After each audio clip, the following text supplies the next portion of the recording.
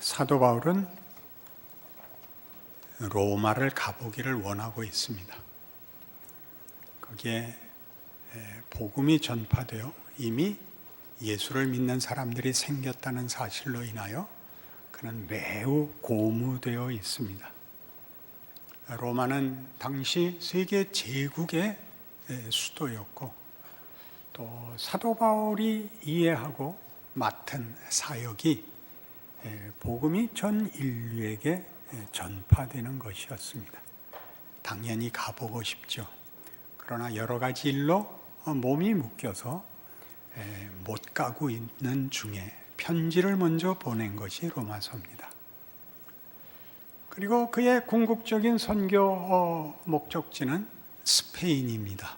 너희를 지나서 난 스페인까지 가겠다. 그런데 지금은 내가 예루살렘에 가야 할 일이 있어서 너희에게 먼저 편지부터 보낸다. 이렇게 된 거죠. 예루살렘에 가야 하는 일은 이 마게도니아와 아가야, 지금의 발칸 반도의 북부 지방이 마케도니아, 남부가 아가야, 지금 우리가 아는 국가명은 그리스, 북쪽에 빌립보 교회, 데살로니가 교회 등이 있고, 아래는 남부에는 고린도 교회가 있는데, 그 교회들에서 예루살렘 교회에 가난한 자들을 위한 구제 헌금을 냈습니다. 그걸 전달하는 일이 매우 중요한 일이 되어서 예루살렘에 먼저 갔다 와서, 그리고 충만한 기쁨을 가지고 너희를 만나고, 즉 로마에 가고, 그리고 스페인에 갈 작정이다.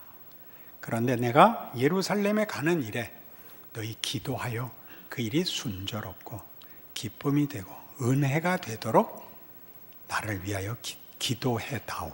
이렇게 된 것입니다. 왜 이렇게 예루살렘에 가는 일이 어려운 일일까요? 사도 바울은 이방인을 위한 사도가 되었고, 그것은 유대인들이 기독교 복음을 받아들이지 않은 탓입니다. 그것이 하나님이 약속하신 메시아, 하나님이 이스라엘을 선민으로 불러 목적하신 궁극적인 하나님의 뜻이라고 믿지 않고, 하나님을 믿고 그러기 위하여 율법을 지키고 할례를 받는 것이 구원의 길이고, 예수로 인하여 그 모든 것이 무효화되어 유대인이나 이방인이나 차별이 없는 은혜에 의한 구원이라는 말을 저들은 거의 모욕으로 생각했습니다. 그래서 우리 사도행전에서 보듯이 사도 바울은 그의 선교 여행 동안, 말하자면 터키 지방의 선교나 그리스 지방의 선교에 언제나 유대인들의 공격 아래 목숨의 위협을 받곤 했습니다. 저들은 자기네들이 믿는 유일신, 그 종교를 지키기 위하여 이 이단아, 우리가 믿는 하나님을 왜곡시키는 사도 바울을 처형하기 위하여 열심히 쫓아다니면서 방해를 했죠. 그러나 바울은 사실상 하나님이 이스라엘을 택하고, 그리고 그 약속대로 메시아를 주시고, 그 메시아가 어떻게 구원을 성취하시고 그것을 모든 인류에게 베푸셨는가를 이제 깨우치고 하나님의 부름을 받아 이 일을 하고 있습니다. 그래서 이방 교회를 세우고 저들이 예루살렘 교회에 구제 헌금을 보낸 것을 큰 사건으로, 그래서 예루살렘 교회와 이방 교회가 모두 예수 안에서 동등한 하나님의 구원과 은혜를 나누고 있다는 걸 보여주고 싶습니다. 큰 사명이 됐죠. 그런데 틀림없이 예루살렘에 돌아가면 민족주의자, 국수주의자, 배타적 유대교를 고집하는 자들이 이제 바울의 목숨을 노리고 있을 것입니다. 게다가 예루살렘에 예수를 믿는 교회가 세워졌지만 민족적 우월감에 의한 감히 이방교회가 우리를 돕다니라는 곱지 않은 어떤 오해와 불쾌감으로 인하여 그 순수한 마음으로 예수 안에서라는 형제애를 나누려고 했던 이방교회의 진심에 상처를 줄 수 있다는 걸 압니다. 요즘 우리가 한국 사회에서 겪는 식으로 얘기하자면 그러니까 오해받을 짓은 안 하는 게 최고야, 이렇게 될 수 있는 일을 맡은 것입니다.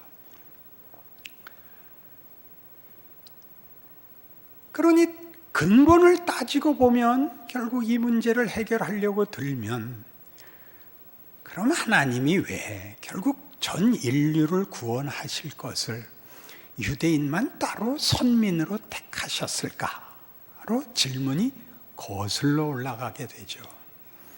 우리 기독교인들은 유대교와 연속성을 가지지만 그들을 택하시고 그들에게 준 약속들이 예수 안에서 성취되어 모든 인류에게 그 혜택을 준다고 알고 있는 자들입니다.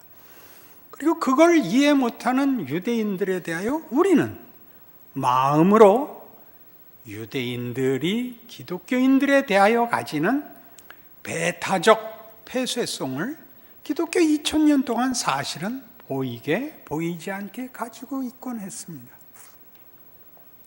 여러분이 구약 성경을 읽는 내내 이 생각을 떨쳐버릴 수가 없습니다. 바보 같은 유대인들, 그따위로 하다니. 그러다 예수를 못 받고 천하의 못난 놈들. 이게 기독교인들에게 이런 배타적 신앙관과 확신을 가지는 것은 유대인들이 오해한 것과 똑같이 기독교인들에게도 하나의 거침돌이, 올무가 되고 있습니다. 다시 거슬러 올라가서 그러니 하나님 애초부터 무슨 선민을 따로 뽑지 마시고 이스라엘을 제사장 국가 삼아서 결국 온 인류에게 주실 복음이었다면 보다 보편적인 방법을 택하시는 게 좋지 않았습니까? 라는 질문이 나올 법한 문제가 된 것입니다. 자, 바로 그것, 선민과 이방인을 가른 것 같이 우리의 인생 속에서 하나님이 일하시는 일에 선인과 악인을 나누시고 유능한 자와 무능한 자를 나누시고 잘난 자와 못난 자를 나누시는 현실은 무엇일까? 그게 오늘 로마서 15장이 다루는 내용이지요. 스스로를 생각해 보십시오. 여러분의 조건을. 우리는 선민입니까? 이방인입니까? 뻔한 질문에 답을 안 하는 건 한국 사람밖에 없습니다. 너무 뻔하면 함정이 있다. 그렇게 돼 있어요. 그러면 여러분은 잘난 사람입니까? 못난 사람입니까? 그런 건 함부로 진심을 얘기하면 안 되죠. 그때마다 달라요. 그죠? 이 문제를 풀지 않으면 우리는 현실에서의 우리의 지위, 우리의 조건에 늘 흔들리게 됩니다. 선민의 특권은 무엇이었을까요? 우선 유대인들은 선민이 되어 무슨 복을 가지게 됐을까요? 자부심을 가지게 됐죠. 자부심. 그럼 이방은 뭘 가지게 됐을까요? 이방은 자부심이 없는 게 됐죠. 자부심이 없는 게 뭘까요? 편견이 없게 됐을 것입니다. 생각 없는 역할을 맡은 거죠. 유대인들이 잘난 척할 때 이방인들은 저건 뭔가 그랬습니다. 저건 뭔가 그랬지 무슨 너희는 그러냐 우린 이거다는 사실 이방인들은 그쪽에는 유대인들이 자랑하는 것에 상응하는 다른 주장은 이방은 없었습니다. 그래서 살기 바빴죠.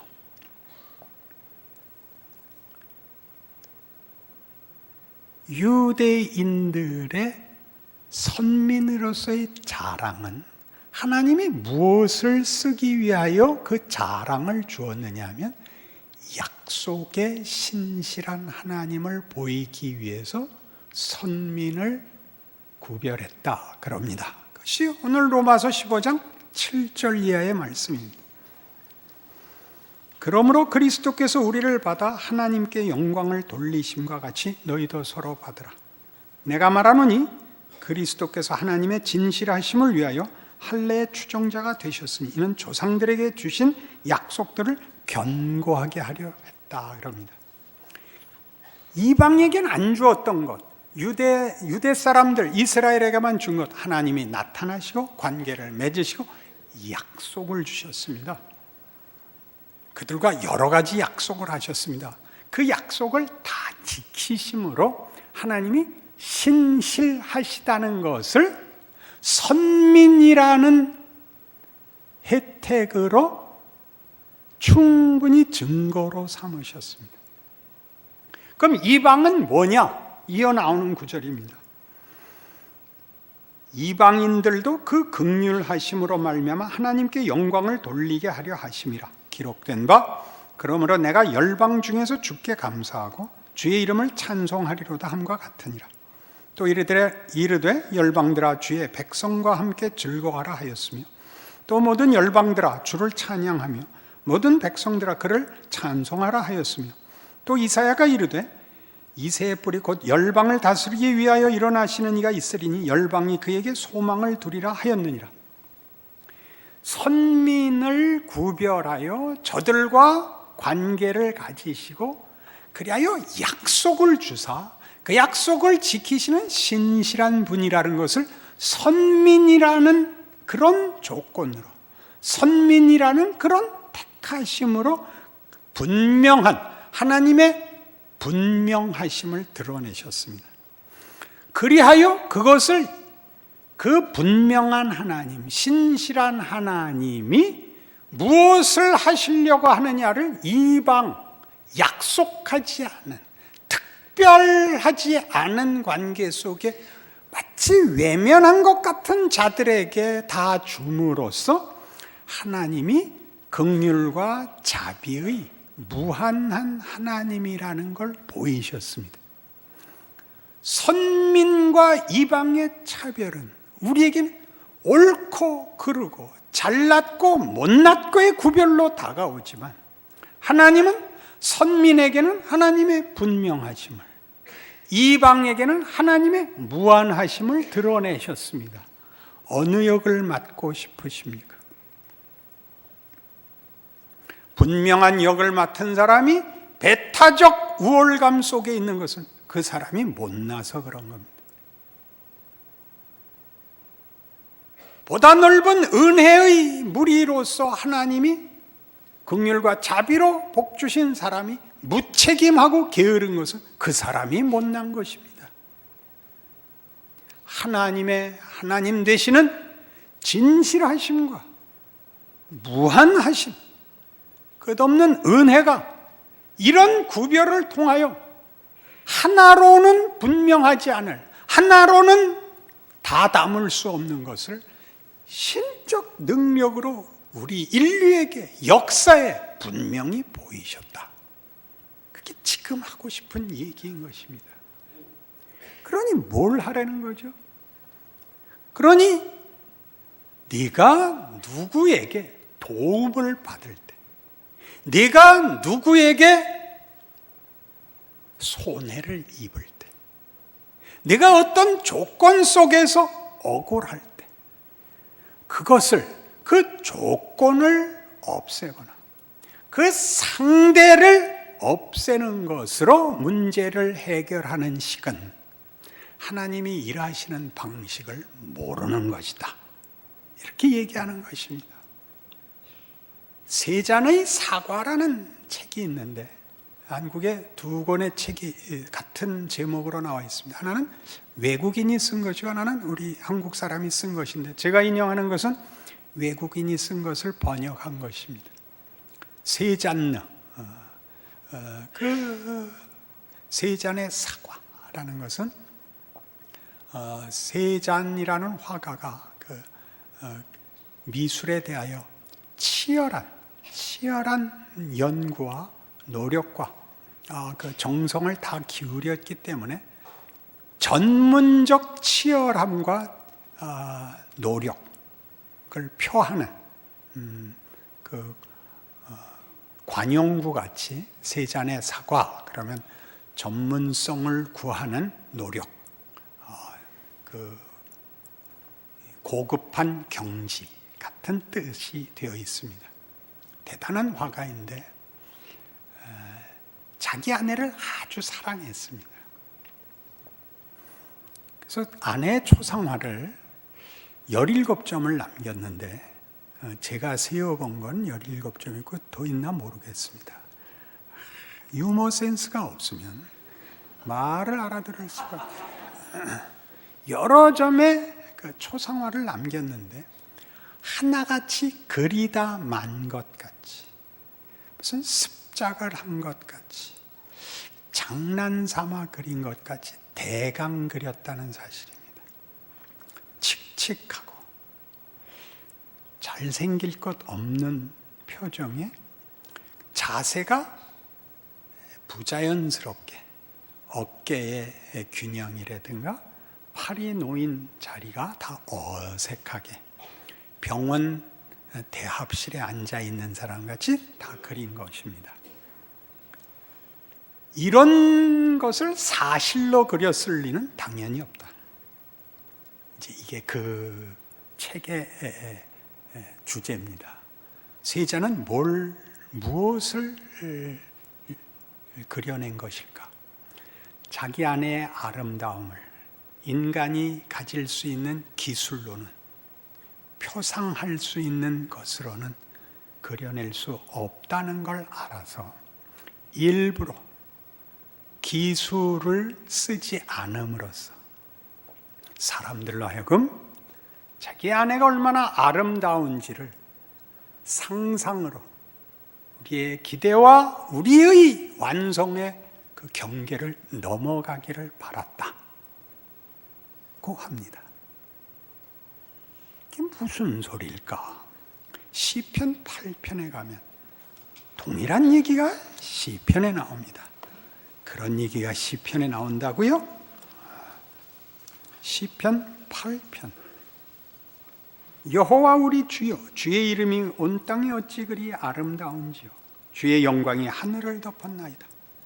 주의 대적으로 말미암아 어린아이들과 젖먹이들의 입으로 권능을 세우시며 이는 원수들과 보복자들을 잠잠하게 하려 하심이니이다.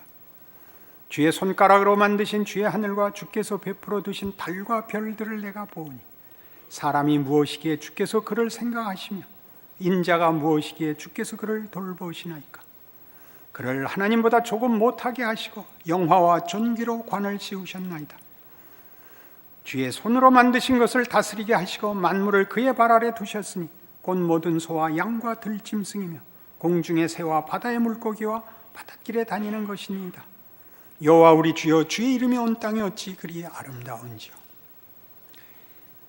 시편 8편의 이 시는 하나님의 영광, 아니 하나님이 만드신 인간의 영광을 감격해하고 있습니다. 온 세상에 하나님의 영광을 선포합니다. 그리고 그 영광을 사람의 발 아래 두셨습니다. 도대체 사람이 무엇이간데? 개역 개정은 하나님보다 조금 못하게 하셨습니다. 개역 성경에는 천사보다 조금 못하게 하셨습니다. 그게 뭘까요? 세잔의 사과. 인간이 상상하는 최고의 모습으로 그려주지 않고 그보다 조금 못하게 그려서 우리가 소원하는 가장 멋진 것을 넘어서도록 우리를 자극하고 증언하고 있다는 것입니다. 우리의 소원은 뭐죠? 완벽하고 싶은 거지. 그렇지 않습니까? 완벽에 있어서 여러분의 완벽은 결국은 다 윤리적이고 기술적이고 그리고 심리적입니다. 그렇지 않습니까? 하나님은 그런 거 아니다를 우리로 하여금 늘 윤리적 결함이나 기능적 무능이나 심리적 불안에 절절매고 있는 우리에게 너는 그걸 해결해야 되는 게 아니고 나를 만나고 나를 의지하고 나로부터 힘을 받아야 하는 존재라를 끊임없이 우리에게 가르치고 있습니다. 그러니 우리가 자책을 하거나 누구를 이렇게 증오하고 분노하는 것들은 모두 하나님의 일하심에 대한 무지입니다. 저건 왜 저래? 천사보다 조금 못하게 하신 하나님의 신비를 알라고요. 세잔의 아내 왜 그렇게 그렸는지, 저 못난 건 왜 있는지 하나님이 무엇을 하시는가. 선민이 되어 이방계 이렇게 하지 말고 그들을 은혜로 품으시는 하나님, 내가 잘났으면 저들을 위하여 잘나야 된다는 걸 아는 그 자리, 잘난 것이 배타적 우월감으로 가지 않고 나를 키워 저들을 먹이기 위해서 나에게 줬다는 걸 아는, 원수를 잠재우기 위하여 젖먹이들과 어린아이를 동원하는 하나님. 모세가 위인이라고요? 모세가 하나님의 필요한 걸 채웠다고요? 신성모독발상이죠. 우리 중에 누가 하나님께 도움이 된다 말입니까? 방해물이죠. 우리를 안 쓰고 하나님이 혼자 하시는 게 100번 유리하죠. 우리를 쓰면 천천히 걸으셔야 되는데요. 그리고 우리한테 하나님이 다 가르쳐 주시면 뇌가 터질 텐데요. 강제로 하면 비명을 지르잖아요.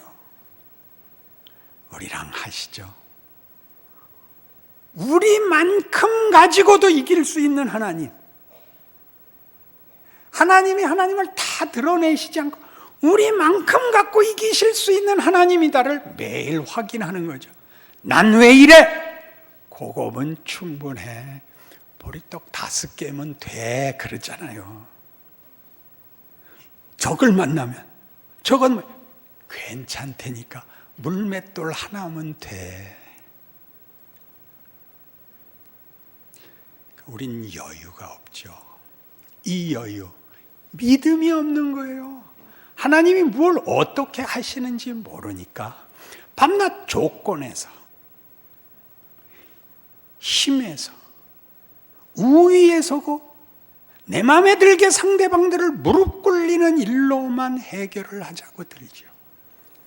결국은 고함만 서로 높아지고 밤낮 인상만 쓰다 가는 거 아니에요. 그러지 말라는 거죠. 걱정 말라는 거예요. 고린도전서 4장에 가면 이런 설교들은 막 눈에 별빛이 나타나고 눈썹에 무지개가 피고 그래야 되는데 무지개는요 흑백으로 뜨면 안 돼요. 고린도전서 4장. 사람이 마땅히 우리를 그리스도의 일꾼이요 하나님의 비밀을 맡은 자로 여길지어다. 그리고 맡은 자들에게 구할 것은 충성이니라. 너희에게나 다른 사람에게나 판단받는 것이 내게는 매우 작은 일이라. 나도 나를 판단하지 아니하노니 내가 자체가 아무것도 깨닫지 못하나 이로 말미암아 의롭다함을 얻지 못하노라. 다만 나를 심판하실 이는 주시니라. 그러므로 때가 이르기 전 곧 주께서 오시기까지 아무것도 판단하지 말라. 그가 어둠에 감추인 것들을 드러내고 마음의 뜻을 나타내시리니 그때 각 사람에게 하나님으로부터 칭찬이 있으리라. 각각 자기의 일을 하라. 자기의 조건을 살아라. 충성해라. 여러분, 드라마의 배역을 맡으셔서 나오면 거기에 맞는 분장과 옷을 입고 나오셔야 될 거 아니에요. 그 드라마에서의 자기의 지위를 연기해야 될 거 아니에요. 종인지, 죄인인지, 관리인지, 혹은 무슨 우국지사인지 자기 배역에 충성하십시오. 이게 뭔가? 이게 뭔가는 하나님이 하실 것입니다. 할 수 있는 만큼 하시고, 잘못했을 때는 후회하시고, 그래서 하나씩 더 나가시고, 그게 우리 인생에게 준 복입니다. 실제로 해보는 것. 그래서 나아지는 것. 후회하고 성찰하고 그 속에서 하나님이 은혜를 베푸는 것을 확인하는 거죠. 못난 짓밖에 한 것이 없는데 훌륭해지는 것. 인생. 훌륭한 일을 한 사람은 그래서 언제나 일찍 죽어야 됩니다. 그렇게 훌륭한 일을 하면 그 다음엔 더 이상 갈 데가 없기 때문에 남아있으면 망가지기 때문에 동화는 왕자와 공주가 결혼해서 행복하게 살았더래요로 끝나고 위인은 일을 마치면 죽어버려야 됩니다. 남아있으면 서로 혼란스러워지죠. 남은 사람은 아직도 갈 자리가 있어서 스스로의 성숙, 만족, 감사의 자리로 하나님이 이끌고 계시는 것입니다.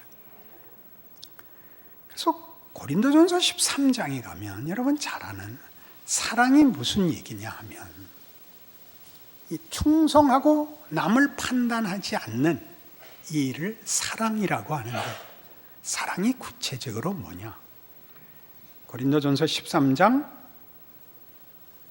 4절, 사랑은 오래 참고, 사랑은 온유하며, 시기하지 아니하며, 사랑은 자랑하지 아니하며, 교만하지 아니하며, 무례히 행하지 아니하며, 자기의 유익을 구하지 아니하며, 성내지 아니하며, 악한 것을 생각하지 아니하며, 불의를 기뻐하지 아니하며, 진리와 함께 기뻐하고, 모든 것을 참으며, 모든 것을 믿으며, 모든 것을 바라며, 모든 것을 견디느니라. 사랑은 뭐냐? 상대방을 존중하는 것입니다. 상대방을 사랑이라는 이름으로 강제하지 않는 것입니다. 그러니까 사랑은 내 마음의 항복과 넘치는 실력이 나오는 것이 아니라 이해할 수 없는 저 사람을 하나님이 만들었고 하나님이 보내셔서 하나님이 일하신다라고 믿는 것입니다. 입 다물고 있는 거죠. 그러니까 속 얘기를 하는 것은 무례한 것이요, 믿음이 없는 것입니다. 넌 나쁜 놈이야. 그 말을 하는 것은 하나님의 일하심을 반항하는 것입니다. 신기하지 않아요? 저 사람은 아무 쓸데 있다. 하나님이 하신다. 넌 네 일이나 해라. 그 말을 기억하십시오. 예수 그리스도의 놀라운 가장 극적인 기적은 죽음을 뒤엎을 수 있다는 사실이었습니다. 우린 아무도 포기하지 않습니다. 아무도 저주하지 않습니다. 그게 실컷 로마서의 얘기였습니다. 예수 안에서의 구원이라는 게 어떻게 큰 은혜인가를 설명한 후에 로마서 12장부터 내내 가장 주된 배경, 주된 톤이 뭐였냐 하면, 자, 12장 9절에 가셔서 사랑에는 거짓이 없나니 악을 미워하고 선에 속하라. 형제를 사랑하여 서로 우애하고 존경하기를 서로 먼저 하며 부지런하여 게으르지 말고 열심을 품고 주를 섬기라. 소망 중에 즐거워하며 환난 중에 참으며 기도에 항상 힘쓰며 성도들의 쓸 것을 공급하며 손대접하기를 힘쓰라. 너희를 박해하는 자를 축복하라. 축복하고 저주하지 말라. 즐거워하는 자들과 함께 즐거워하고 우는 자들과 함께 울라. 서로 마음을 같이 하며 높은 데 마음을 두지 말고 도리어 낮은 데 처하며 스스로 지혜 있는 채 하지 말라. 아무에게도 악을 악으로 갚지 말고 모든 사람 앞에서 선한 일을 도모하라. 할 수 있거든 너희로서는 모든 사람과 더불어 화목하라. 내 사랑하는 자들아, 너희가 친히 원수를 갚지 말고 하나님의 진노하심에 맡기라. 기록되었을 때 원수 갚는 것이 내게 있으니 내가 갚으리라고 주께서 말씀하시니라. 네 원수가 줄이거든 먹이고 목마르거든 마시게 하라. 그리함으로 네가 숯불을 그 머리에 쌓아놓으리라. 악에게 지지 말고 선으로 악을 이기라. 무슨 얘기? 분명함이 무엇로 쓰이라고요? 넉넉함으로 쓰이라고요. 여러분의 분명함이 좁아지는 대로 가지 마죠. 그 분명함이 모두를 감수하게 하시라고요. 예수 그리스도로만이라는 말이 모두를 참을 수 있게 하라고요. 그 넉넉함이 13장에서는 뭘로 나왔는지 아세요? 7절. 얼마나 놀라워요. 모든 자에게 줄 것을 주되 조세를 받을 자에게 조세를 바치고 관세를 받을 자에게 관세를 바치고 두려워할 자를 두려워하며 존경할 자를 존경하라. 예의예요. 예의는 어디서 나온다고요? 하나님의 일하심의 신실하심과 지혜와 넓이를 인정하는 데서 나오는 거죠.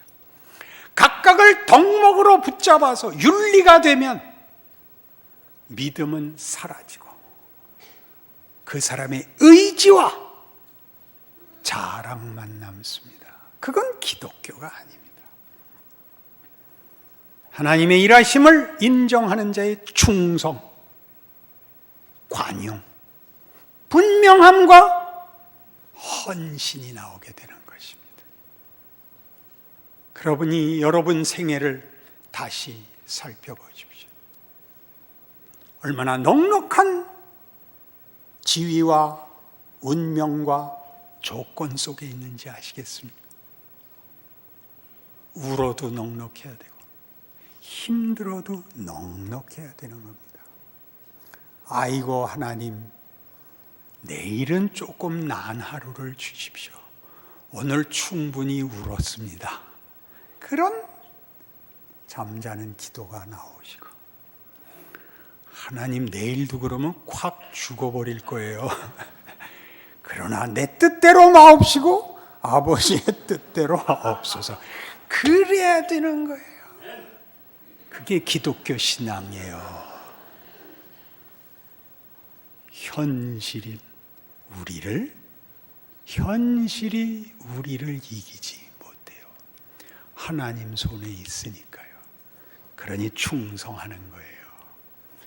웃을 수 있는 거죠. 누구 와도 나쁜 생각을 안 하죠. 미로슬라프 볼프라는 신학자가 있습니다. 크로아티아 사람인데 끔찍한 내전을 겪어서 정말 동족들의 손에 의해 가족들이 살해되는 현장을 살아온, 그래서 씻을 수 없는 상처와 고통 속에 신학자니까 그걸 신학으로 풉니다. 그게 뭔가 결국은 용서해야 된다. 그래서 그 강연을 하는데 유명한 다른 신학자가 와서 질문을 합니다. 그래서 당신은 용서했는가?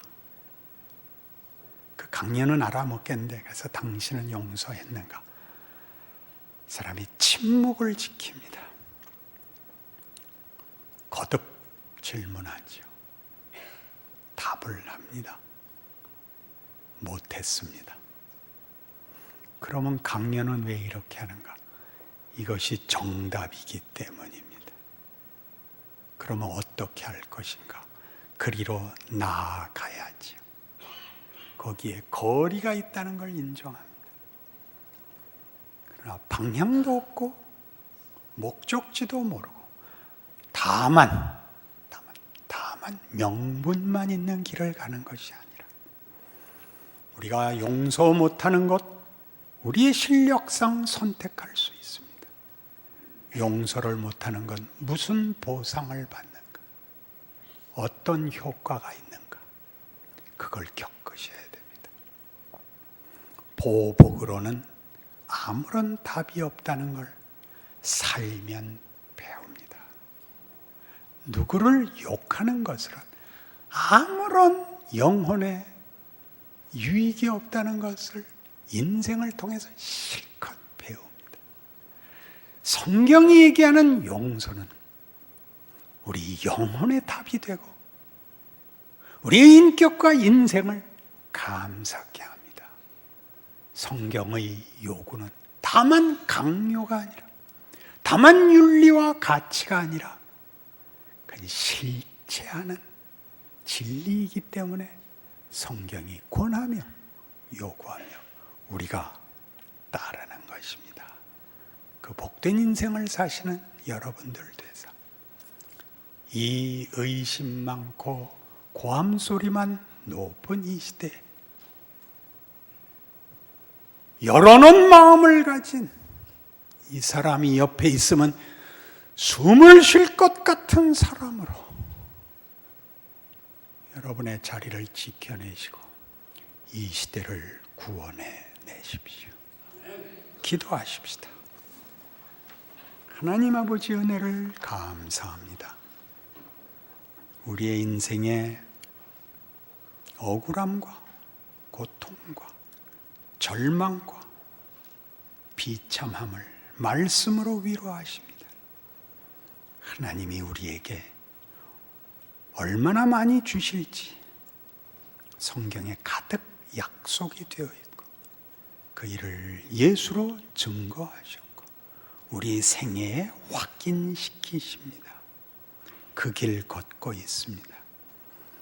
말씀의 위대함을 살아가면서 하루씩 배워 하루씩 더 넓어지고 깊어지고 결국은 하나님의 일하심을 찬송하는 결론이 나는 그 인생을 사는 자, 그 복을 누리는 우리 모두가 되게 하사 우리와 우리 가족과 우리 나라와 이 사회와 이 시대와 이 세상을 구원하는 자들 되게 하여 주시옵소서.